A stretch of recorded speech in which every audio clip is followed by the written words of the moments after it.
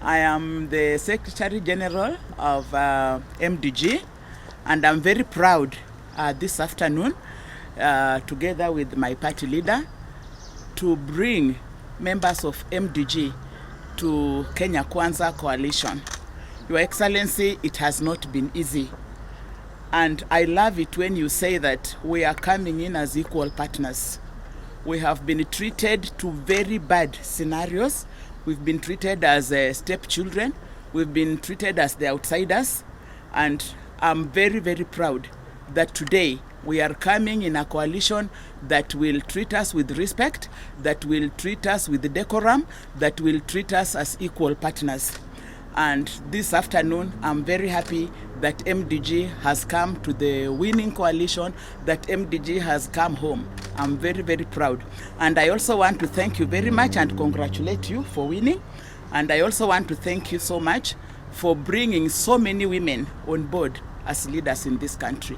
Thank you very much. I must say that we are very happy this afternoon to be here. And I must tell you that I believe that MDG is the part of the jigsaw puzzle that has been missing in your matrix to govern the country. And that jigsaw puzzle has been found today. And like we've said, it's going to be smooth sailing now going forward. Because we as MDG believe that most of the things that are in our manifesto, the things that we want to be done to make this country livable, to lower living standards for our people, to make living in this country bearable for our people, to improve agriculture, to improve infrastructure, to ensure that education is as cheap as it can be, lie at the heart of the Kenya Kwanza manifesto. So our coming here today is based purely on finding ourselves in the same policy direction, policy framework, and policy path. And we believe that as a party that is nascent, that is growing, we find umbrage and friendship in Kenya Kwanza, because largely Kenya Kwanza stands for peace, stands for justice, but above all, stands for all of us growing together without leaving anybody behind. We can never, as a country, grow if even a single part of the country, even a single human being in our country is hungry, lacks, or is in want.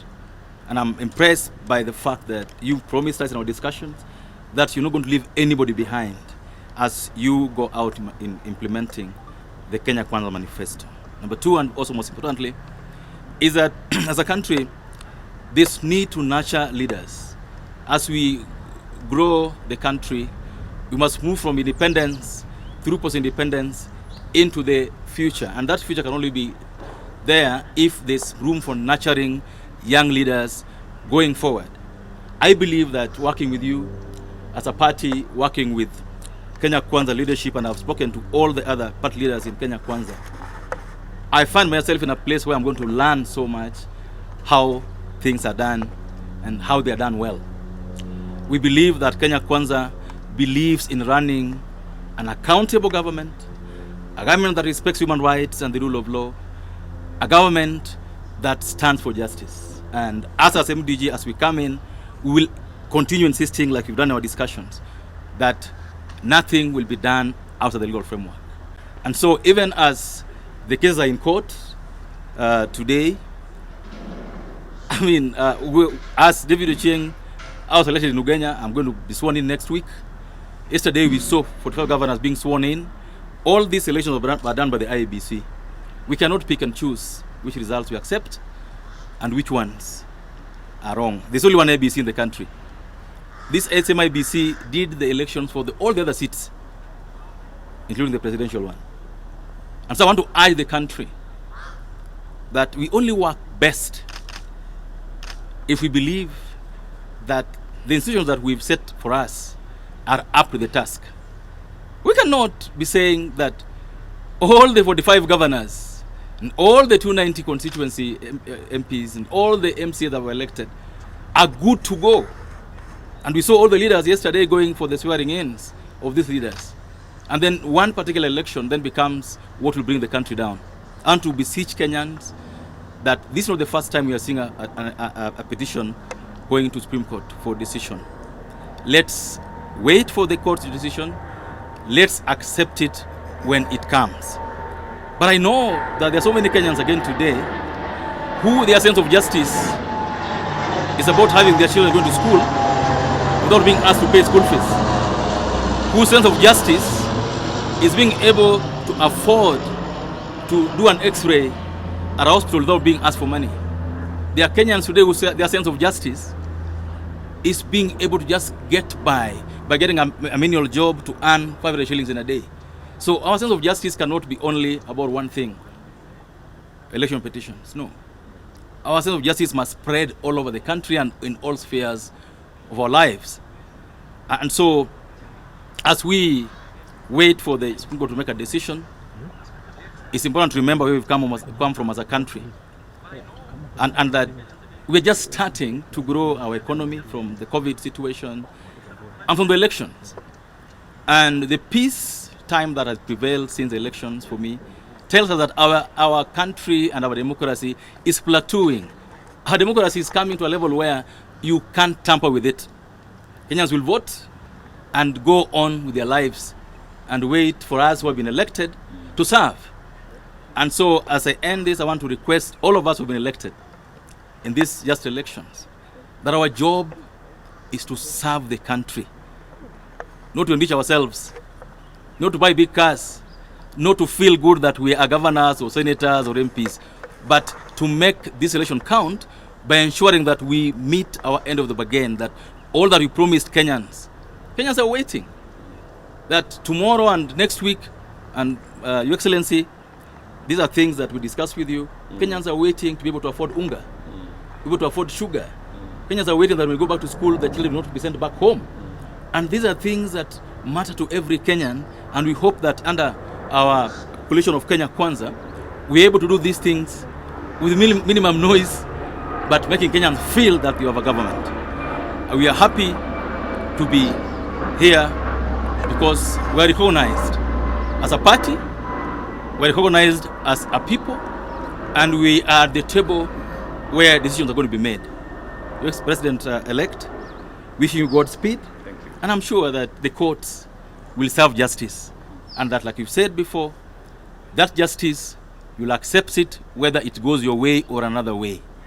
I want to assure you that we'll stand with you here now and into the foreseeable future as we build a firm coalition that brings the country together, not cosmetically, but firmly for the better of the country. Thank you so much, and God bless you. The agreement signed this morning between MDG and Kenya Kwanza Coalition is a lawfully and legally binding instrument which we as a party have been consulting on with Kenya Kwanza, and which contains clauses of respect between the coalition and our party, equality between the coalition leaders and our party, and in which we share the vision of Kenya Kwanza coalition to lead this country forward. We wish to have political tolerance in our country, devoid of violence, devoid of ethnicity. It is important, and that's why we are all here this morning. Your Excellency, thank you for welcoming us, and we want to say that as a party, we look forward to working together with Kenya Kwanza in running our country in the best way that we can. Thank you very much. You have my assurance and that of the Kenya Kwanza leadership that you will be an equal member of this family. We're going to work with you, work with the leadership of MDG under my good brother David Ocheng, the party leader, and all the leaders who are here in ensuring that we reach out to every corner of our republic and work with all Kenyans, because it is in working with all Kenyans that we have the best chance to succeed. And let me say thank you very much to all of us here who have come so that we can consummate this relationship and move Kenya to the next level. Asanteni sana. On behalf of the Kenya Kwanza fraternity, I wish to welcome my good brother David Ochieng, and the Movement for Democracy and Growth Party. Joining the Kenya Kwanza this morning, we have already signed an agreement with the MDG party to join the Kenya Kwanza fraternity in making sure that the agenda we have for the next 5 years, we are going to share in the delivery, in the management, and in the progress that we intend to make in taking our country forward. I am very delighted to welcome the MDG party into the Kenya Kwanza family. We have been in consultation over the last few weeks, and this morning we concluded the agreement that now makes MDG a part of the Kenya Kwanza fraternity. It is a historic moment because this is a party largely from Nyanza, the former Nyanza region, and we are looking forward to forging the necessary partnership and building the necessary networks so that going into the future, we can mainstream the people of Nyanza, the people of that region, in working with the rest of Kenya in ensuring that we build politics that are devoid of ethnicity, of unnecessary conflict, and ensuring that we build on the current momentum where the people of Kenya have made a conscious, deliberate decision to get rid of the politics of ethnicity, division, hate, and things that put us or put divisions amongst the people of Kenya. I look forward in the coming days, months, and years to visiting every part of Kenya. We have already made a commitment that the government we are going to set up immediately after our processes of election are concluded will be a government that will leave no region and no section and no part of Kenya behind.